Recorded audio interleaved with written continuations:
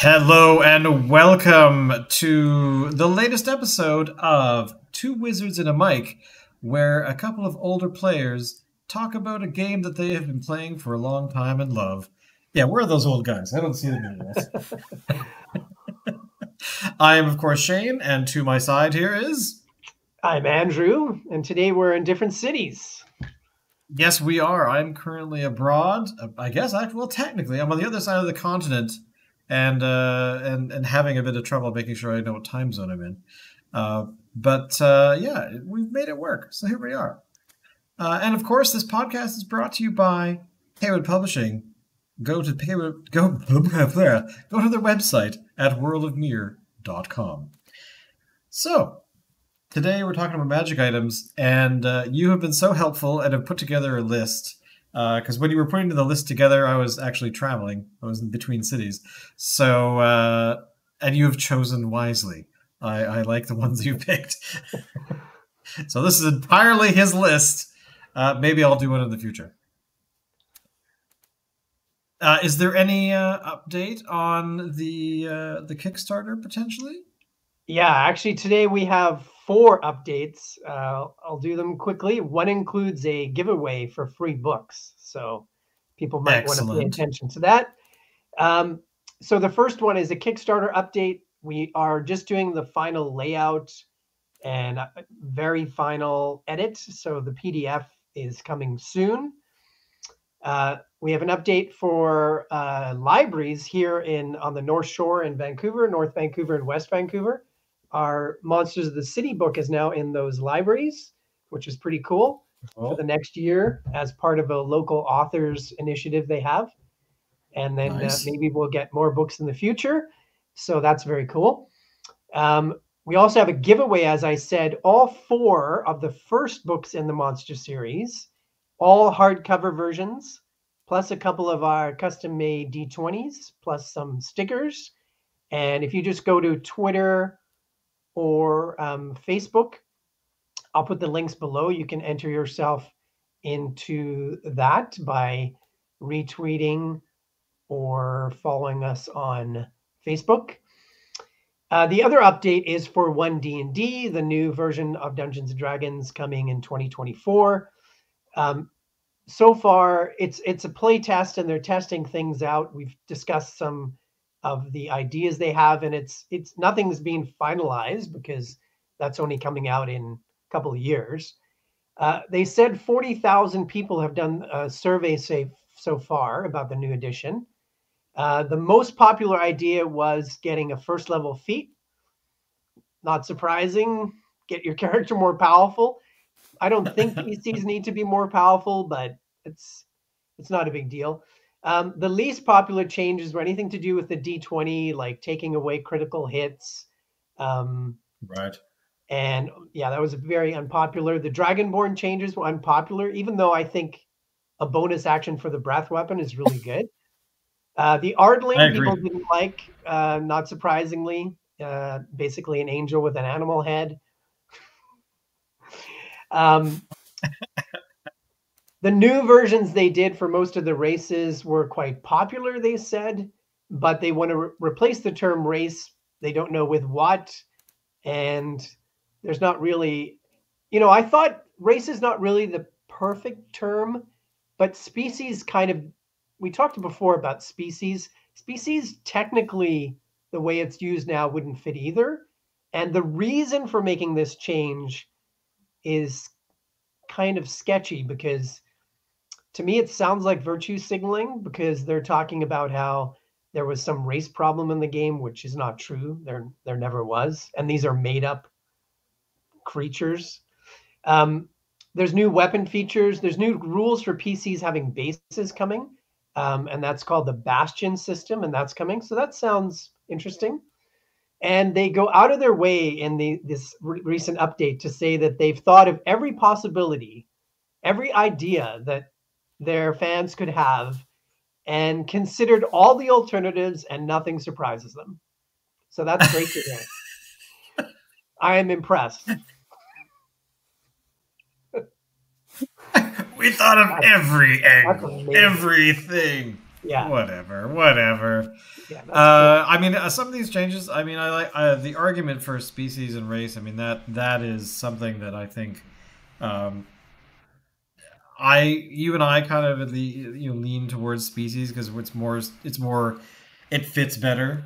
But yeah, I agree. It's not the best fit, but neither is race. So Yeah. hopefully somewhere someone is going to come up with it, or they'll just say it off the top of their head and think, "Oh my god, that's perfect! That's exactly what it is," and it'll get adopted.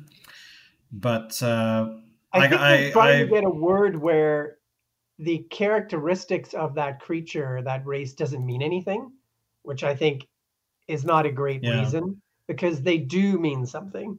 A dwarf is tougher than the other races. An yeah. elf is more dexterous. A halfling is weaker physically. Like, those are just real things.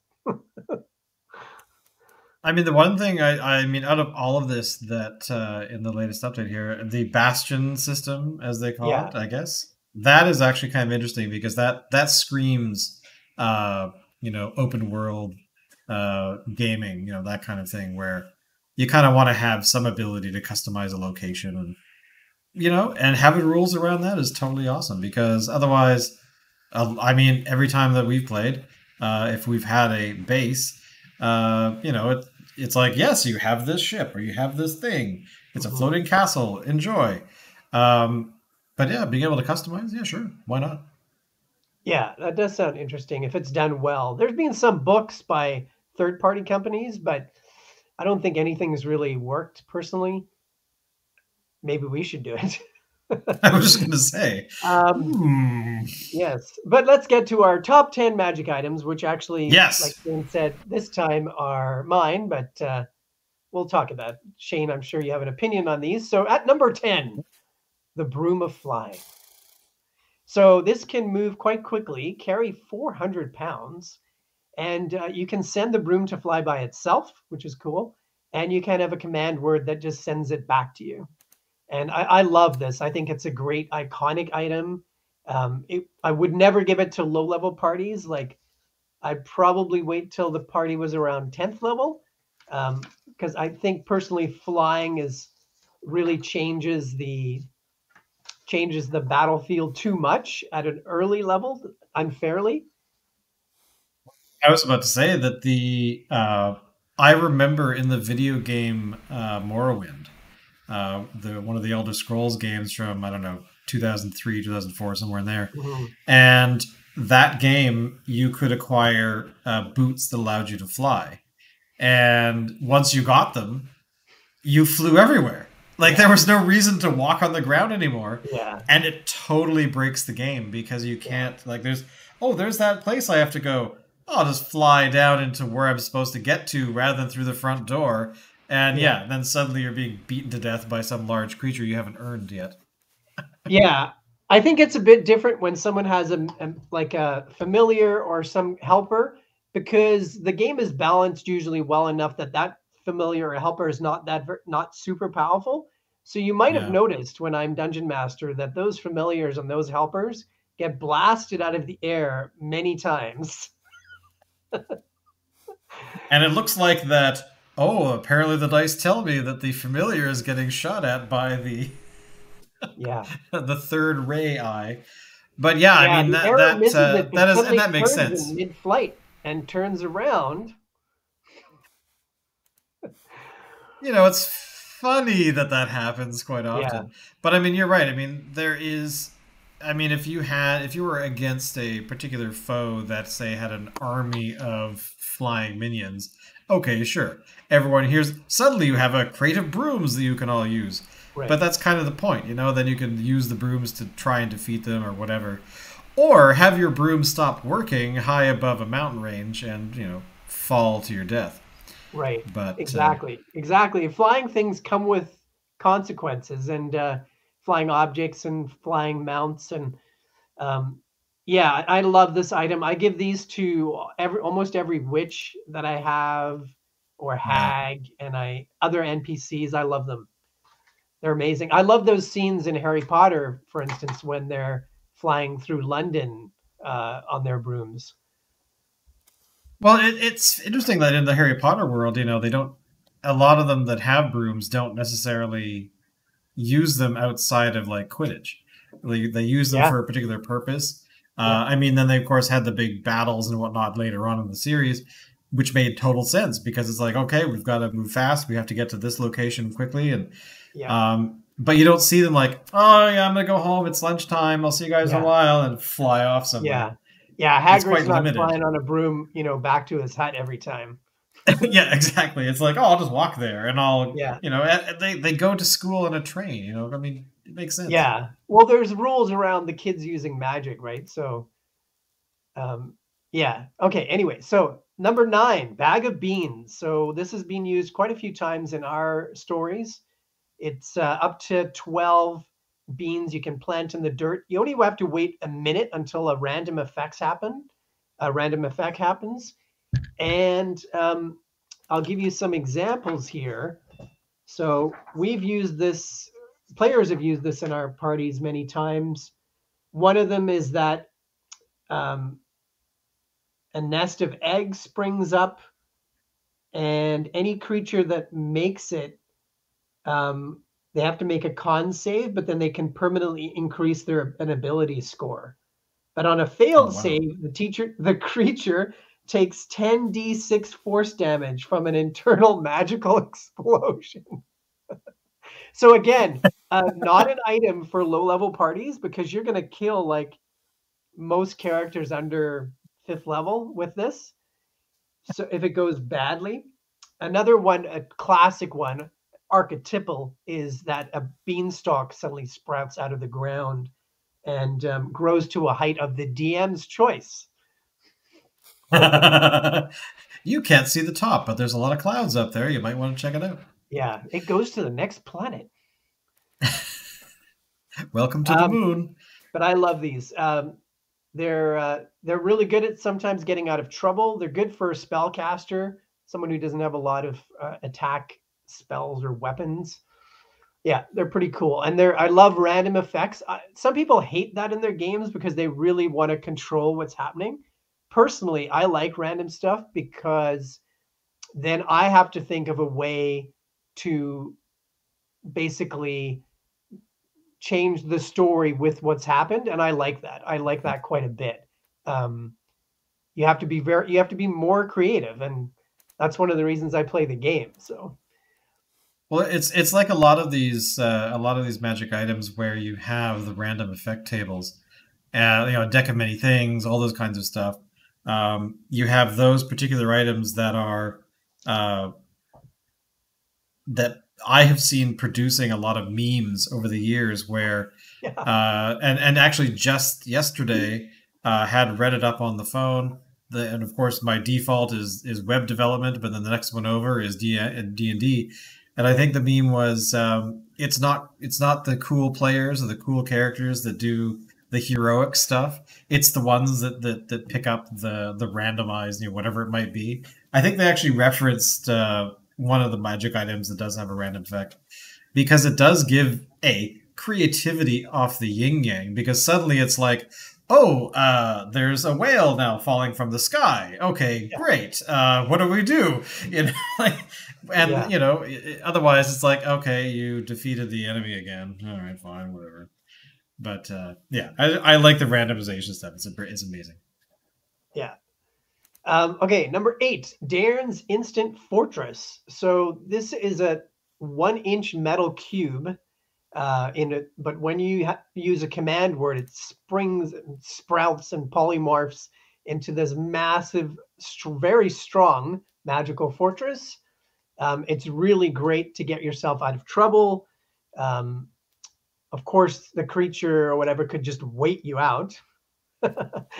But temporarily, it's a good fortress to protect yourself. And another way to use it is that this fortress will come crushing down on whatever's in that spot. So you could use it as an attack, which is what somebody did in one of our groups. Because it just like the fortress suddenly is there, and whatever's underneath it is now crushed and probably killed by it. So a very, very powerful, useful item. Yeah, because I think haven't we had that one in one of our adventures? In that, Yeah, when yeah, you because I guys seem were to. fighting the Coven of Hags, Oh, and that's right. That's right. yeah, I'm Yeah. pretty sure the person suddenly just took it out, used the command word, and they might have had a way to escape quickly. And there, one of the hags was there, and the fortress just landed right on her. Actually, exactly like almost like the house that lands on the witch in Wizard of Oz. Ah, of course. Yeah, because that was kind of the idea that it was a house or something. But yeah, maybe it was this. Yeah, it was this cube. That's Yeah, very cool. yeah, it's very powerful, very strong, um, and a great item. All right, number 7. So I have a few weapons on here because I think those are pretty useful. This is the Dwarven Thrower. There's another weapon similar or magic item similar to this, but this one I like. It's a +3 Warhammer, so +3 is as high as you can go in 5th edition. So +3 to damage and attack. It has the thrown property of up to 60 feet, 20 feet with your proficiency. Ranged attacks do an extra d8 damage. Giants get an extra 2d8 damage to them. And immediately after the attack, the Warhammer flies back to your hand. So you'll see that I like these effects that return the items to characters.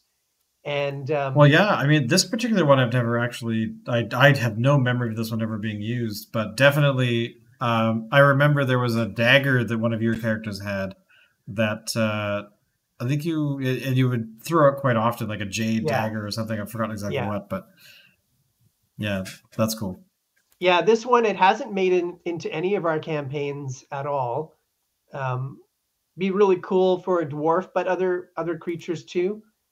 And yeah, the fact you can use it as a ranged weapon is a big bonus, especially against giants. You never really want to get into close combat with giants. Another weapon is number 6, so the Sunblade, and this is basically a lightsaber. It appears I to be have a used long it sword. before. Yeah, a long sword hilt, and with a command word, a blade, a magical blade appears like an energy blade, just like a lightsaber. It does radiant, not slashing damage, which can be very useful. Extra damage to undead. It emits light, and you can actually change how bright the sword is. And yeah, very simply, they rock. This is awesome I weapon. think I used it in. Uh, what did I use it? I was a paladin, and I'm trying to remember what adventure it was in, and I think it might have been a vampire lord of some sort. I can't remember, but I know that my character did have it because it definitely came like we were encountering hordes of the undead over and over and over Mhm. again, and it helped a lot. Um, Yeah, it might have yep. been that we did one campaign. We didn't go to 20th level like we usually do. We went to about 10 or 12th level, and I think it was almost entirely in the Underdark. Might have been that one. It But could have yeah, been that one, this yeah. almost every campaign I'd say that this weapon shows up. Almost everyone. I like it quite a lot. All right. Number 5. So a one that is not used very much, the Cloak of the Bat. So you have, while you're wearing this, you have advantage on all your stealth checks. So right there, that's pretty awesome. Yeah. Plus, you can fly in dim light or darkness with a pretty decent speed. You can polymorph into a bat in dim light or darkness. And when you do that, you just have bat. I think you just have the bat stat block, but you retain your intelligence, wisdom, and charisma scores. So I think your DM would have to figure out some rules. I don't think it would be fair if you just got killed as a bat because bats are pretty weak. I think Yeah. I would make it so that, like a druid, you come back to your true self. But again, the Right. flying Right. thing, if Yeah. you're too high, you're going to be dropping from a great distance, and you might That automatically. always terrifies me because I've had that Yeah, happen a few times in the past, and yeah. yeah, it's not my favorite. I'll always remember when you guys were fighting a rock on a road. it swooped down on a road, and you decided to clamber on it as it swooped down. And then you were on it and you did massive damage in the battle. And then I told you that there was good news and bad news. And the good news was that the rock was dead. The bad news was that you were like 100 or 200 feet in the air. Is that the one where I used Dimension Door to save myself? Or no, that was a different situation. I remember there being water involved. Yeah, I think you came crashing down, definitely were unconscious and dying, but the party was all there. So they found a way to definitely stabilize you and then heal you. So you survived somehow. It was probably a halfling too. Yeah. Yeah, you're lucky it wasn't first edition, because that would have just been you're dead. Hey, I'm sorry, you're toast, and you can leave Thanks now. for coming. So I think this is really good for dungeon crawling, good for city adventures, adventures at night, or just moving quietly. Perfect for rogues, but other classes could use it as well. Yeah. You could like make a sort of Batman type, vigilante character who wore it. Shane's like, So what is your character, Shane, for this particular adventure? Batman. I just talk like this now. Yeah, we should make it so the rest of the party just has to talk. He's Batman. All right, number 4. One that most of these are for a higher level in general, but this one I would give at lower levels. Robe of Useful Items. It's a robe that has cloth patches all over it. And each of these patches you can pull off, and it becomes that object that it is. I'll give you some examples. So very useful to get yourself out of trouble or to move over an obstacle. One of the patches, for example, that I remember well is the rowboat. So, and after you use these, you can't use them again. So it is kind of a good low level, like I'd say maybe around close to 5th level, maybe, 3rd level, pretty good item to give out. So there's a bag of 100 gold pieces is one of the patches. I'll just give a few. There's a riding horse with saddlebags, so that can be very useful. There's a pit. So you just put it on the ground and all of a sudden you have like a 10 by 10 pit, 10 by 10 by 10. I'm just going to throw that there. Yeah, exactly. Another one is 10 or a couple of mastiffs. So you get a couple of these large hounds. I think that one I've seen in gameplay. I can't remember if there were any other objects, but that one I know definitely because we had, and actually I don't think it was a character though. I think an NPC, or somebody who we were attacking was suddenly had 2 dogs out of nowhere, and you just described it as he reaches down and pulls something off of his clothing, and then poof, dogs. Right. Yeah, that's true. The one about this, the thing about it is that it's not random. These are patches that you choose. So actually, yeah, you could do it randomly, but I would have it that most magic items, my rule is that after some kind of rest, short or long, you can figure out what the magic item does. If you want to do it quicker, you need somebody with the spell Identify. And the reason I do that, and I also don't bother with attunement to items, because I think all of that just slows the game down. And there's no point to do it, really. Like, we want to get, you have this item so that somebody could use it. And let's do that as soon as possible. And let's keep the game moving. Right. And as far as like having multiple, for example, rings, like a character wearing multiple magical rings, I just probably wouldn't let that many rings go out to the party, right? I might let, maybe a ring per person go out at the max, kind of. Right. So the DM has control over that. You can't really complain once you're the one who's put the loot out there, right? So, yeah, so that's number 4. Number 3, Wand of Wonder, another random item. So you use an action, you point the wand at something. As long as it's within 120 feet, then this effect happens. And these effects happen, and they are wild. So we had one campaign where a person was very annoyed with the elf bards on a stage. Oh. And they just said, okay, I take out my wand of wonder and I point it at the stage and I activate it. And I rolled randomly. Sometimes I would have the character do it, but in that case, I rolled it and I got 70 to 79, which is you cast Fireball.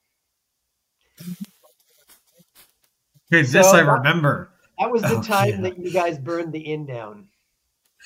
Right. Recall Yeah. now. And I one of remember your exactly that moment. long-term companions, a lawful good character, stormed off afterwards and left the party forever.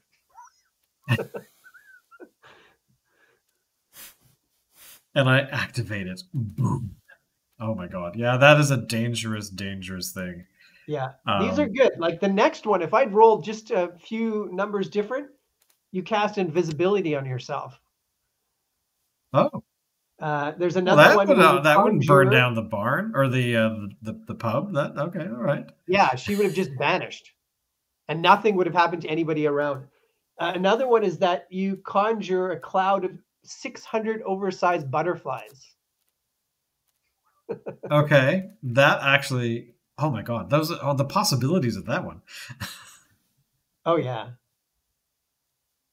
An object of the dungeon master's choice disappears into the ethereal plane. Okay, actually, that's useful because then you could actually have like characters that you like. They just keep bringing out that thing that's really kind of overpowered for this adventure. So, suddenly your pants are gone or something. Whatever it might be. Another great one is you shrink yourself. And get stepped on by a bar patron. Yeah, that would be interesting in the tavern, right? If she just suddenly shrank. And actually, you know what I would have done? There was a cat a person who'd been polymorphed into a cat who you just met in that tavern. And later they changed back into a person. I would have had that cat I would have had the cat come along and pick her up and taken her outside and thrown her outside or just was playing with her. And you guys come outside and you see the cat playing with something. So yeah, I love that one. The possibilities, just this kind of, again, I said it before, but the random stuff that just happens, it always tickles me. I just love it. Yeah, Wand of Wonder, awesome. Number 2, Oathbow.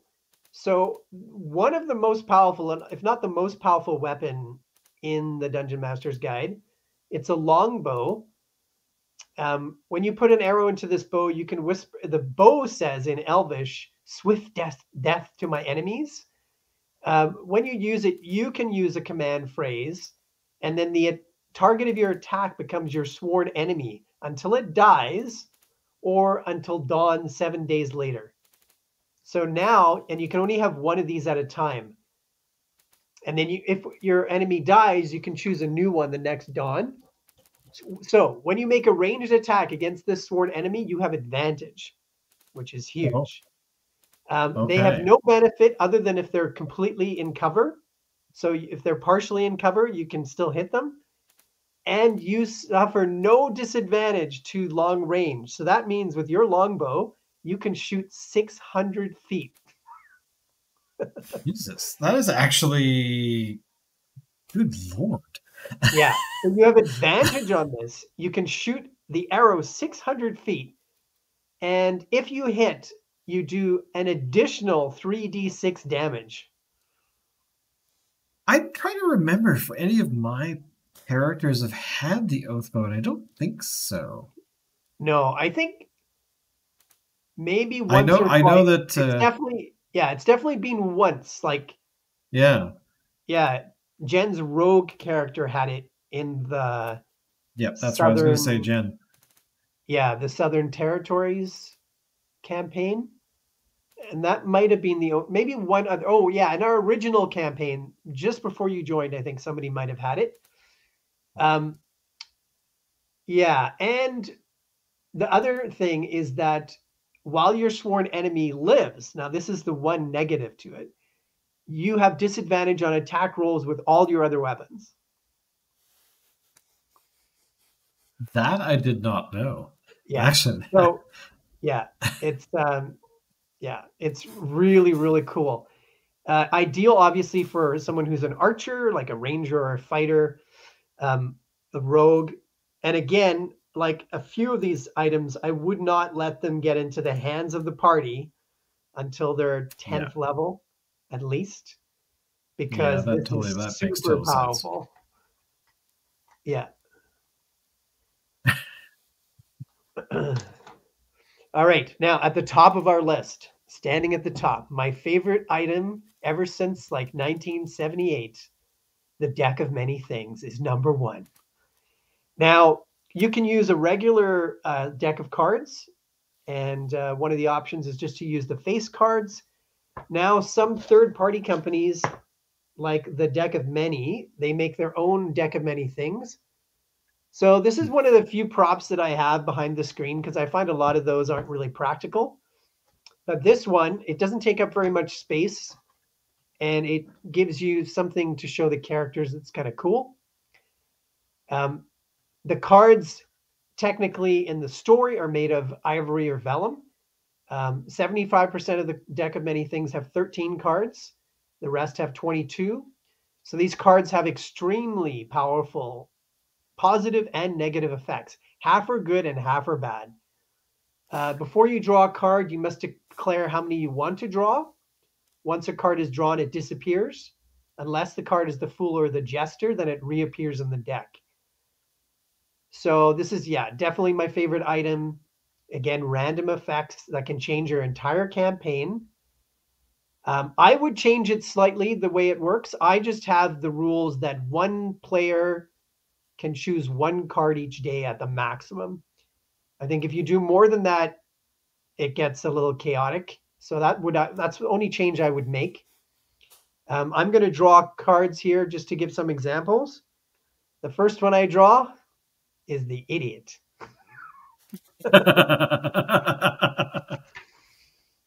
I remember we had an adventure where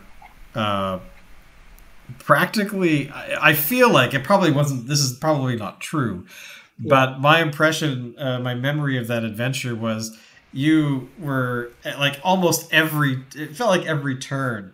Oh, hey, you want to do what? Well, would you like a card? Yeah.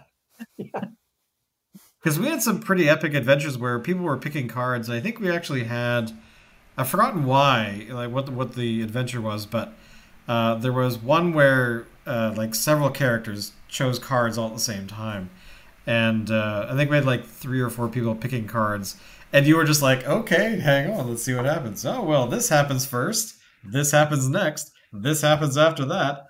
And we had some really bizarre combinations of just bizarre things happening. And then, of course, there were a few where it's like, oh, I have an ice cream cone. Oh, okay, great. Or whatever the card was. We do in our book, actually in the Monsters of the City book, we actually have the deck or the duck of many things where we have a lot less powerful version of this. And there's a book on the DM's Guild where I collaborated with a whole bunch of other authors. I'll put down the link below. I can't remember the title right now. But we made the deck of a few things as well. So you might have run into those, but the deck of many things, pretty much everything is powerful. The Idiot, you permanently reduce your intelligence by 1d4 plus 1 to a minimum score of 1. Well, that's good to know. So that's pretty powerful especially if it goes down by 4 or 5. So that's the Idiot card. How many more cards do you want me to pull? 2? I'd like to pull one. Hold some up there. See if I'll pick one there. Let's see. How about the very middle one right there? Sort of that one there. Yeah. What is that one? Oh, Balance. I love the artwork. Oh, yeah. Wow. Well done. I like the fact that it's a bit abstract. Balance. Your mind suffers a wrenching alteration, causing your alignment to change. So it switches. Okay, that's cool. Yeah. That actually that could have a really severe impact. Yeah, what I would do, as I don't have evil PCs, is I would just Yeah. not switch it to evil.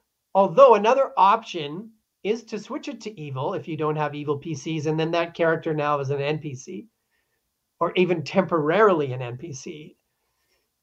Yeah, I think I would do that. I would. I just again, Oh, I wouldn't that's make it evil. actually that's brilliant because it's like, I'm sorry, you're gonna have to roll a new character because that is now an NPC. What? Oh yeah, I'm sorry. That actually is quite. Oh yeah. I like, as a player, I'd be like, really? Oh, okay. Hang on. Here we Yeah. go, my backup character. Well, and I probably would give a note to the character and say that this might be temporary, or we can make this temporary. I might do that too, depending on the situation. Yeah. Okay, let's do one more. All right. The one on the very end that's hanging out there. Yeah, that one there. Yeah.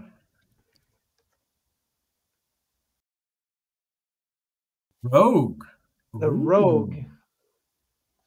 I think we chose 3 of the challenging ones. Yeah. So an NPC of the Dungeon Master's choice becomes hostile towards you.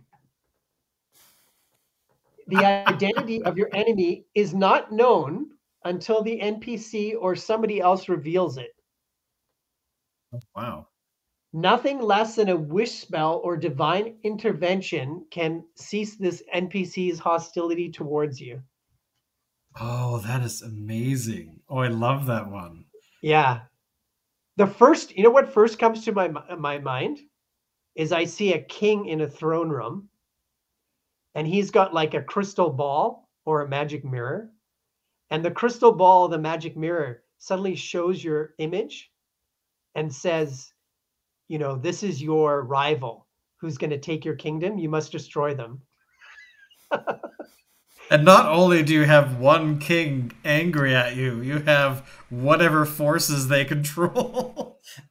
Oh yeah. Then I would have you suddenly run into some village guards or soldiers on the road, and they have a poster, and they're like, "Hey, it's them." Hey, Jerry, is that you? Yeah. What? Why am I on a poster? You could actually. This could be the start to a campaign. You could do an entire campaign around that. Okay. Oh, that's okay. That's awesome. Yeah. Oh, that's a brilliant one. So yeah, I think it's amazing. I would use this again.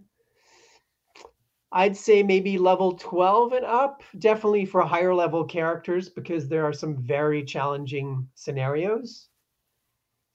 And I would make it, I would make it very rare. I would probably use it once in a campaign. There is one campaign I know it's going to show up in 1 or 2 sessions for sure.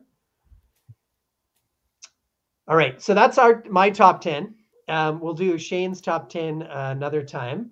Do you want me to give my honorable mentions, other items that are cool, but yeah, because didn't make a couple of these list? are ones that I've had in the past. Like, okay, yeah. So there's the Carpet of Flying. Again, you can tell that I like flying items for higher level parties.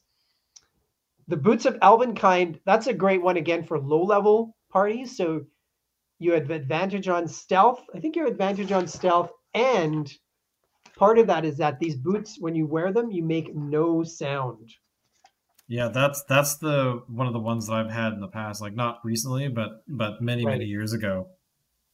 Okay, so it is only it's only advantage on stealth that when it relies on you moving silently. So this is different than the Cloak of the Bat, which I think gives you advantage on stealth. Yeah, it just gives you advantage on stealth no matter what. These are a little not as powerful, but these are great, and I would give these to a character. Maybe I would insert it in the loot or with an NPC, maybe 3rd level and higher. Actually a couple are the Cloak of Protection and the Ring of Protection. I would say many times you have to have these in your campaign to help the spellcaster's armor class go up to something reasonable. Exactly. You can actually use both too. I've never had a character I don't think I've ever had a player that used both on the same character, but you could stack them. There's the Cape of the Mountebank. So this one is interesting. This one, a lot of people, I'm not sure if it's from another edition. Again, I'm sure it's not from first edition because I think I probably would have remembered it. But you can cast the Dimension Door as an action, which is a powerful spell to escape or to travel. And when you disappear in a cloud of smoke, so the person doesn't even know where you went. And that smoke actually stays there. And where you appear in this cloud of smoke. So I love this. I think it's really cool. That is a cool one. Yeah. The effect makes it. Yeah, we have one. It's going to be in our new book that's similar to this, but not as powerful, but somewhat similar. There's also the Rod of Lordly Might. Now, some of the staves and rods are very powerful. This one is incredibly powerful. Then Sending Stones. Now, here's an item I would even give out right away. Like even first session, they're basically like, a medieval version of walkie-talkies.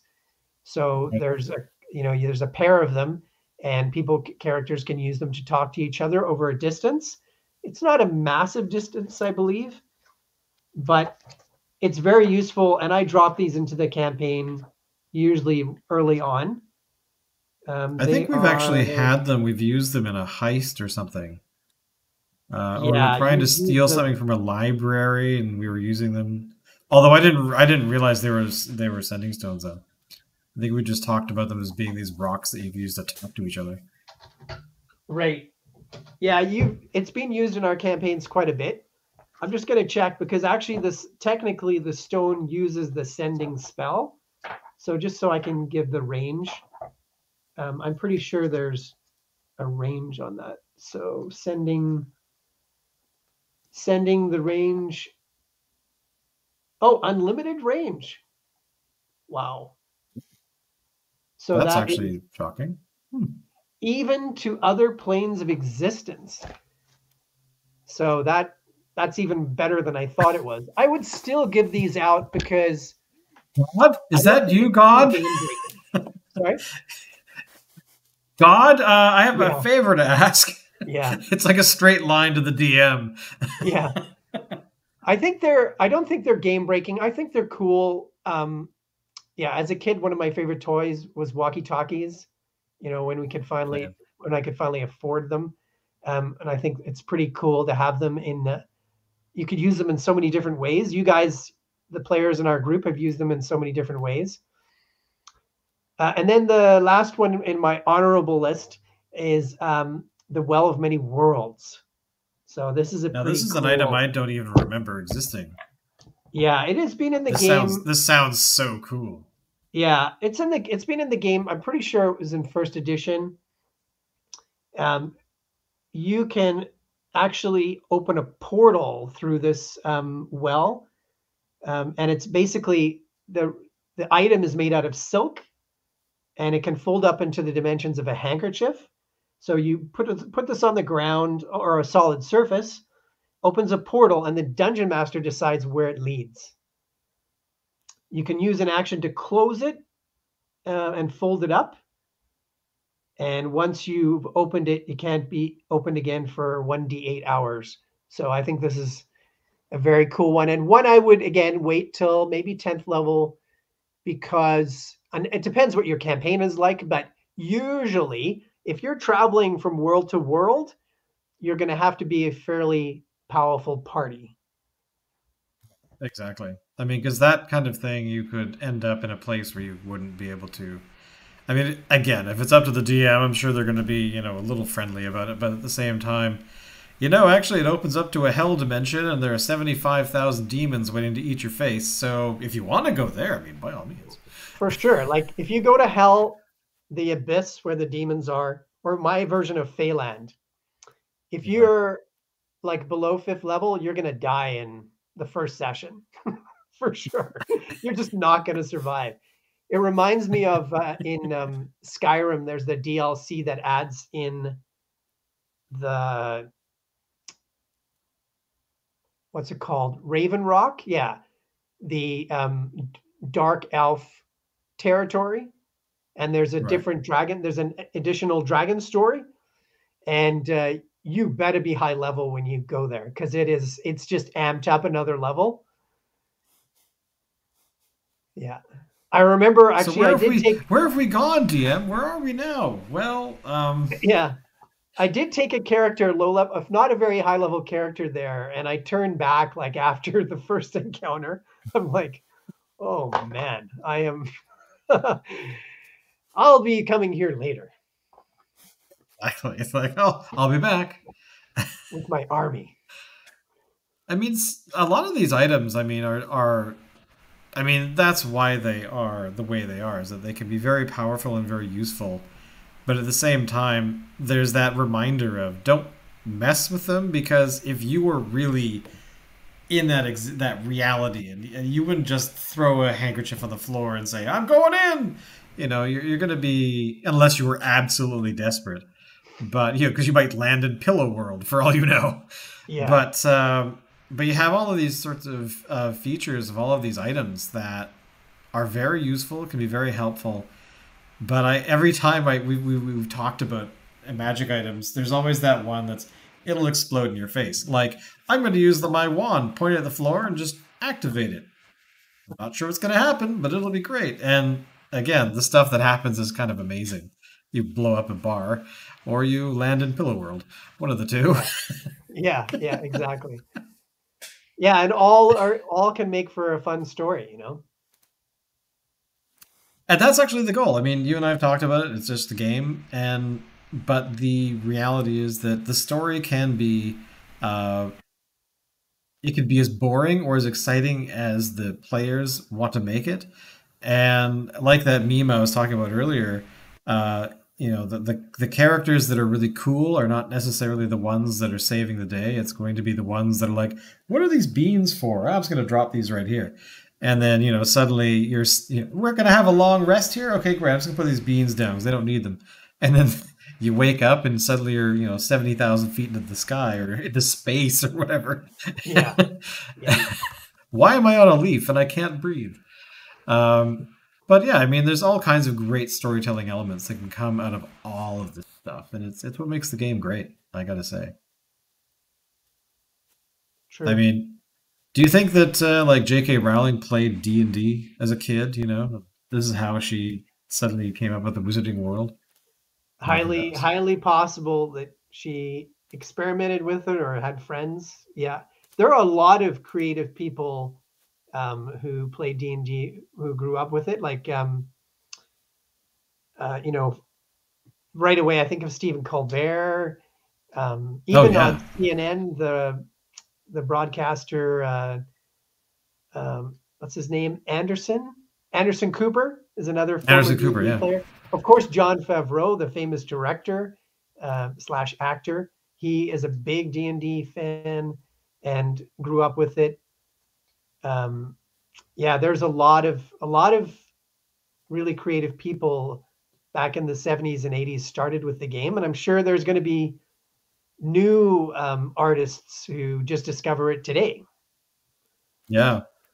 Well, especially since, you know, the game can teach you all kinds of things about storytelling and about creativity, and these magical items are just tools to kind of facilitate that. And like there's times where I know that as a player I've whined about, it'd be so cool if I had a better weapon or a better this, and then a lot of the time later on I'll think, yeah, but do I really want to? Do I want to like hassle the DM to suddenly turn around and say, you find this magical thing, and it's like, oh, it's a better weapon, great, and then the next thing you know, you're turning around trying to slaughter your party mates. So, because I think there's a weapon, I've forgotten what it's called, where it makes you want to attack the people you're with. So, which has actually happened to our party before. Yeah.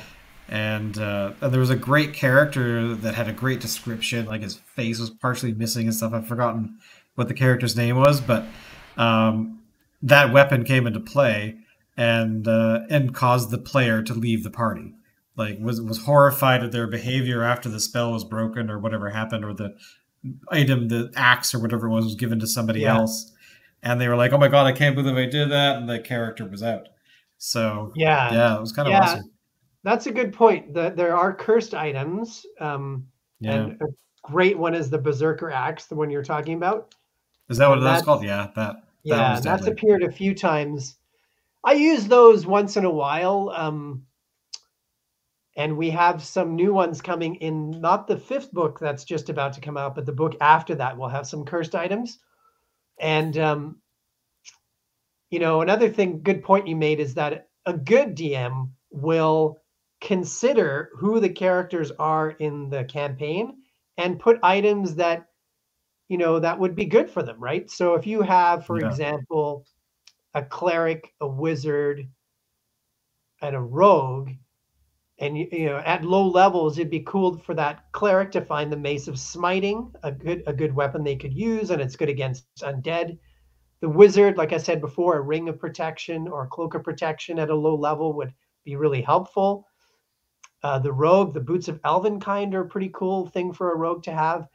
So you want to consider that, but I don't lead the party by the hand really through anything. oh So totally. when the items are found, that's up for you guys to figure out who gets what, and um, And what exactly they are. yeah, exactly. And sometimes, in my mind, that item might have been great for this one character, but I'm not going to get involved in that. That's up for the players.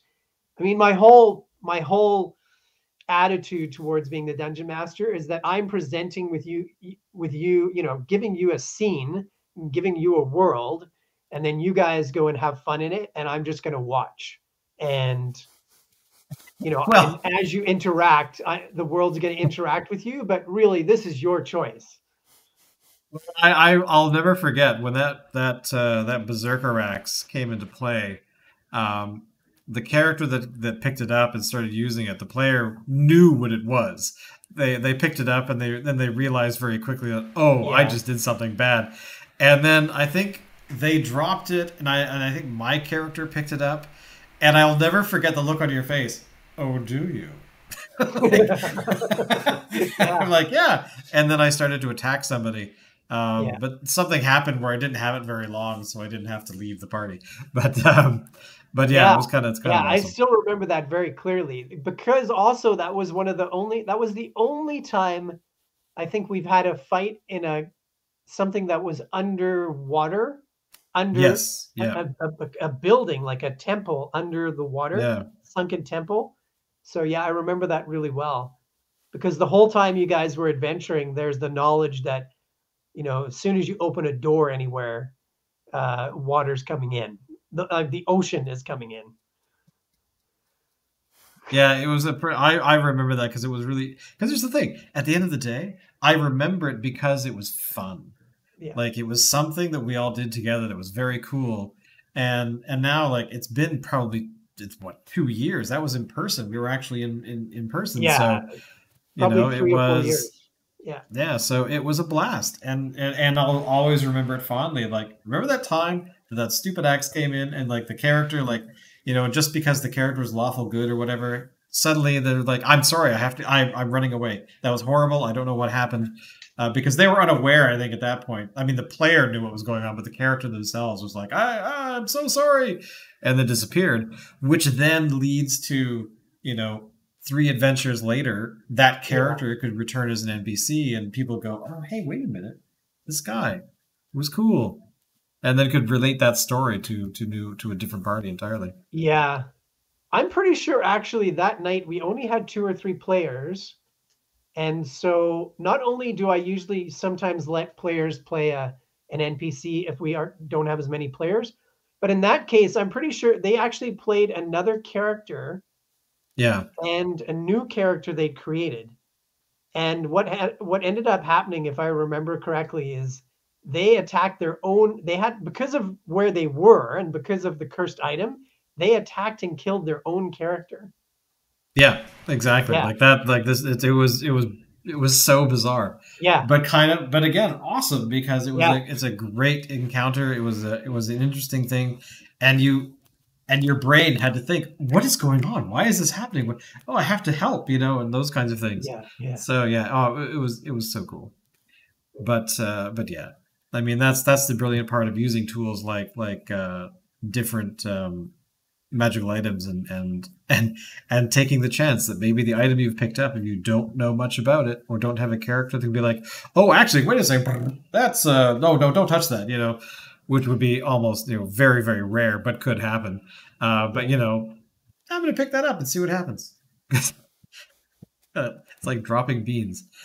But anyway, we've been talking for a while, and so we'll leave it at that. Next time, we are going to be talking about the top 10 monsters, and I'm going to submit some for that, of course. And hopefully, I'm hoping that the monsters that we pick are going to be epic. And now here's the thing, though. Do we have to? Can we pick them from anywhere, like any resource book, or is it just sort of the core monster books? I think for this in other words, can I pick some from the Cawood Publishing books? Yeah, I think for this one, we'll just do the core monster book since most people have access to that. And maybe later we can do one that includes just our books. Speaking of which, again, there's the giveaway on Twitter and Facebook. I'll put the links below, and you would get all 4 hardcover books, and that's over 400 monsters plus magic items and maps and plants and subclasses for characters and all of that, plus a couple of dice. If you go check the links to go to our Twitter or Facebook, and yeah, we'll announce the winner for that by the end of this week. And very cool. Yeah, that's one of the biggest giveaways we've ever done. And it's pretty cool because, I mean, as I always say, everything is cool, but still, the reality is that these books are really a lot of love is put into them, and the quality is really high because I love them. They are great. They fit right beside all of the books that I from the Wizards people, and yeah. So if you don't have them, enter, or you will be very sorry you didn't. And also, it's Christmas time. If you don't want the books yourself, enter anyway. Then you could give them away as Christmas gifts. It'd be great. True. Dropping some little knowledge hints in there, people. But anyway, thank you all for watching and or listening, because this is also an audio podcast. And of course, all the links for everything, the social stuff, all that stuff is down there. And we will see you next time for the top 10 monsters from the core books only. Later. How do you stop this thing?